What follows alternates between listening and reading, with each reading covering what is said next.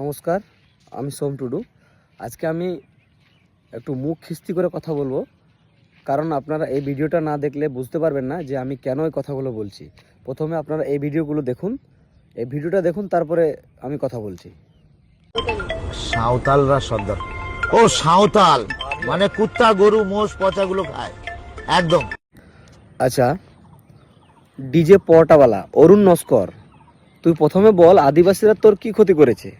তুই যে এরকমভাবে সোশ্যাল মিডিয়ায় আদিবাসীদেরকে অপমান করলি, এটা তোর কি লাভ হলো বল? তুই কি বলছিস? আদিবাসীরা পচা গরু খায়, পচা কুকুর খায়, পচা মাংস খায়। তুই কোনোদিন দেখেছিস বে আদিবাসীরা যে পচা গরু মাংস খায়, পচা কুকুর খায়, পচা মাংস খায়? তুই দেখেছিস কোনোদিন? তুই একটা হিন্দুর নামে কলঙ্ক, বুঝতে পারলি?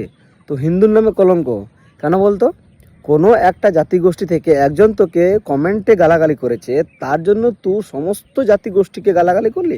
গালাগালি না, তুই অপমান করেছিস। তো পুরো আদিবাসী সমাজকে অপমান করলি। কোনো একটা সর্দার তোকে কমেন্টে গালাগালি করেছে, তার জন্য তুই কী করলি? তাকে গালাগালি বাদ দিয়ে টোটাল সর্দার গোষ্ঠী প্লাস আদিবাসী সাঁওতাল সবাইকে একসঙ্গে জড়িয়ে তুই গালাগালি করলি। কেন? কি লাভ হলো তোর? তো তুই আগে বল আদিবাসী সমাজ সাঁওতালরা তোর কি ক্ষতি করেছে? তুই যে এরকমভাবে ওদেরকে অপমান করলি। তুই তো একটা হিজড়া, তুই একটা হিজড়া হাততালি মেরে মেরে টাকা ইনকাম করিস, বুঝতে পারলি তো? আদিবাসীদের পিছনে লাগতে যাস না, পুড়ে ছাই হয়ে যাবি ভাই।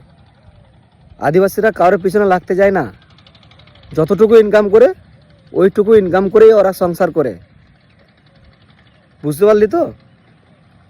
তুই একটা সোশ্যাল মিডিয়ায় একটা আমাদের সাঁওতালদের জাতিগোষ্ঠী নিয়ে যে তুই অপমান করেছিস, কত বড় ভুল করেছিস জানিস?